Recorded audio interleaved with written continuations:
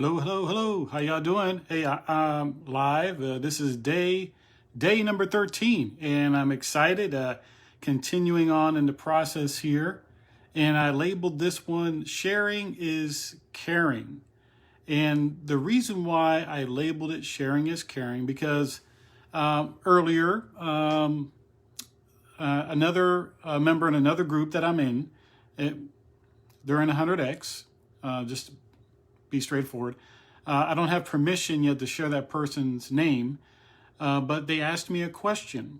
They asked me a question because they were new to 100X, and they were just wondering, hey, what should I do? What are some of the things to look for while joining the group in 100X?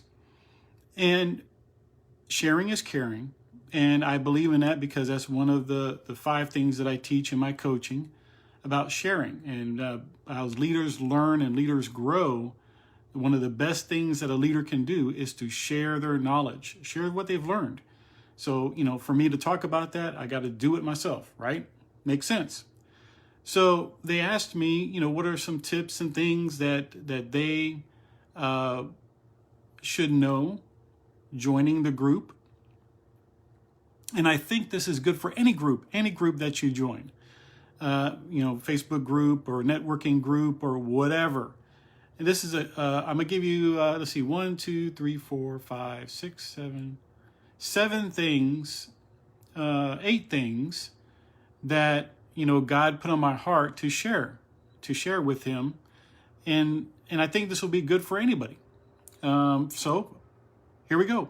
So the first thing that I said, first and foremost, number 1, trust God in the process of moving towards your God idea. That's number 1. Because if God brought you to a group, like the group that we're in, I'm in a couple of groups, 100X, Life on Fire, Love, Serve, Grow, and, different groups. And one of the biggest things, and there's a couple other more, I can't mention them all, but it's about trusting God in the process to learn and grow with your God idea. Sometimes that process will lead you more in one group than another, because as you grow, you're at different levels, you're at different stages of growth.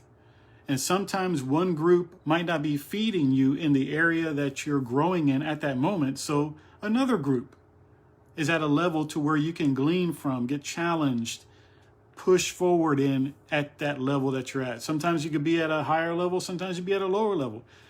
The point is that you're at a level and you're growing and trying to go to the next level. So hopefully that resonates with you. But all in all this, the all-encompassing idea is to trust God in the process as you move toward that goal.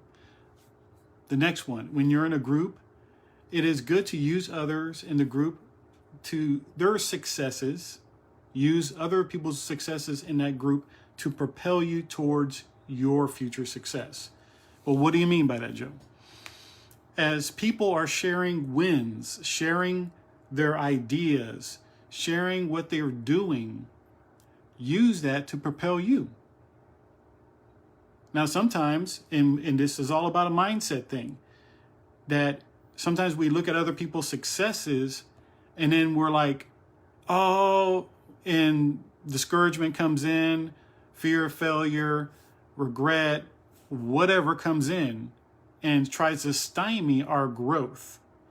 But I'm encouraging you, like I encouraged this other gentleman, when we come across other people's successes, they were like, hey, you know what? If they can do it, so can I. And this is biblical, so don't get me wrong. When the Bible talks about, I think I was reading that today, I think it was in Romans, I'm in Romans 12, and I'm going through 10 through 12 right now, and in there it talks about being happy with those that are happy, but also being sad for those that are sad. But right now I'm just talking about successes. So as you see people's successes, I'm getting little messages in here. As you see people get success, celebrate that. But also look at yourself and say, God, can I get that success too? Not necessarily that person's success, but to see success nonetheless within the gifts, talents, and abilities and things that you have, that God has gifted you with. So the next one, I think I've already talked about this too. The third one says, don't listen to the why I'm not seeing success like others. If that comes up, talked about that already. See, I'm already jumping ahead of myself. So that's the third thing. Don't listen to the why am I not seeing success like others, because that's just negative talk. That's the ego. That's the enemy of our soul. That's failure and fear trying to hinder us from moving forward. And we know that the enemy comes to steal, kill, and destroy. And if you have ego and stuff like that coming in, hey, Raul, how you doing, man? How you doing? Good to see you, brother, in here. So if you have that negative conscience that's come in saying, why am I not seeing that success like others? Stop it, nip it in the bud, because we know that's not from God. God wants to prosper you. That's what he says in Jeremiah. He has plans for us to prosper, to have a future and a hope, not harm. So we got to make sure that we're in the proper mindset when we're joining other groups. The fourth thing, and I love this one here, and I talked about it, hey, yep, and I talked about it already earlier, but the fourth thing, encourage others to grow, celebrate their wins, ask questions if you're in the same lane. If you're seeing somebody else that's in your same lane in a group, in one of these Facebook groups or other groups, having success, celebrate it. Celebrate it. Say, yeah, you know what? That is awesome. Because you know what? When you're in a mindset of success, even for other success, it changes you for the better. And you're gravitating towards the abundance that that person has, so you can get it upon yourself too. But not only that, ask that person, say, look, you're having success. What is it that you're doing that's making you successful? Not that you want to be competitive, because we're not all about that, but being competitive is good, but not to take away their customers. I was like, look, what can I do like you're doing to improve upon or have that same success? Man, if we can just have that little change. Number 5, be open to pivoting if needed. Woo, man, that word pivot was like drug through the dirt, kicked around by horses, all kinds of stuff like that in 2020. 2020 was a pivoting bonanza. Domingo, how you doing? How you doing, sir? Thank you for watching. I appreciate it. But if you're in it, like I said, going back, if you're in a group or you go into a Facebook group or you're a part of another group that's networking about entrepreneurship or business, be open to pivoting. Because if you're doing those other things that I mentioned before, those 4 other things, and you're seeing somebody have successes in certain areas that are different from yours, that might be a time to say, look, I need to be open to pivoting my business and how I do things, whether it's a business, ministry, nonprofit, whatever the case may be. It might be a time for pivoting. So be open to that. Okay? So the 6th thing, look for collaboration within these groups. Whether you're in 100X, Life on Fire, or other business groups, things of that nature, be open for collaboration, because you never know, someone might need help that you're able to give. Like some of the things that I've helped people with in the past was helping people to set up their YouTube channel. I've helped folks to set up a podcast. I've helped folks to set up a funnel. I've helped folks to set up a website, because I've gained those skills over the year, and people have seen my podcast, they've seen my YouTube channel, they've seen my funnels, and they need help in those areas. So be looking for collaboration, because there's somebody out there in that group that might need your help. If you're good at marketing, but that person has a good product and they need help, be open to collaboration. Look for it. You know, that's part of what we do, and that's part of sharing is caring. Letting people know how I can help you solve a problem. So let's see, that's 1, 2, 3, 4, 5, 6. Number 7, And this one's a big one. This one's a big one because when you get into big groups like 100X or Life on Fire or other groups like that, have an abundance mindset in the group. Have an abundance mindset, because sometimes, like I said, going back to that being competitive, we can get in such a competitive nature that we don't want to share, we don't want to help, and then that closes us off from other people. But when you have an abundance mindset, you start opening up for opportunities. You see that there's places to go, things to do, collaboration, other things start becoming available because you've changed your mindset about it. And look, let's put it this way. They said that self-development is a multi-billion-dollar industry. Multi-billion-dollar industry. Coaching, multi-billion-dollar industry. So if it's a multi-billion-dollar industry, there means there's an abundance of needed help to solve problems that you can provide. Now, you don't have to do self-development. I'm just giving you one little aspect.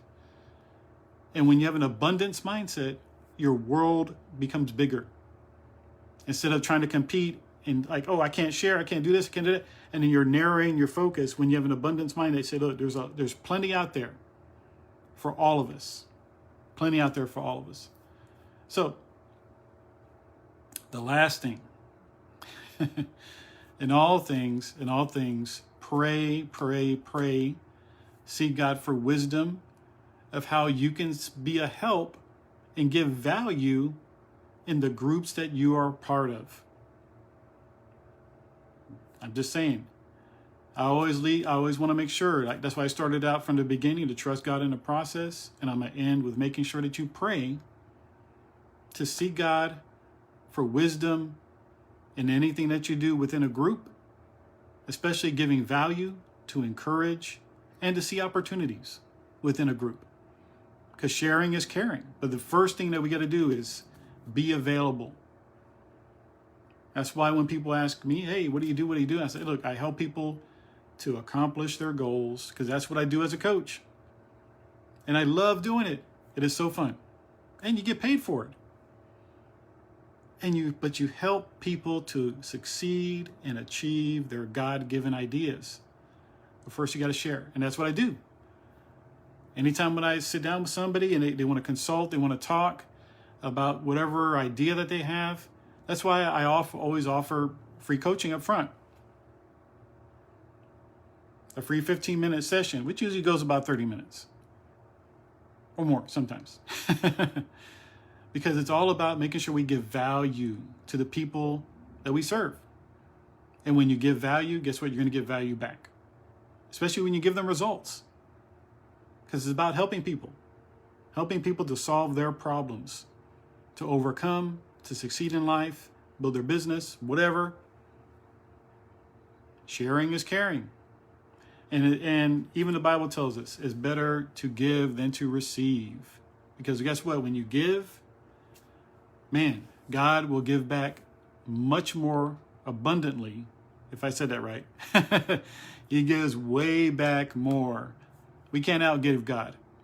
And if we have the heart of sharing is caring, which God is, he's number one about sharing and giving. If we have that, boom, the world is open. So guys, gals, everybody, God bless you on this day 13. And yeah, sharing is caring. So, hey, if you like this post, share it. If you like what I said, give me some comments. You know, I love to give some feedback and sharing. Sharing is caring. So guys, gals, God bless you. Have a good night. Talk to you later. Bye-bye.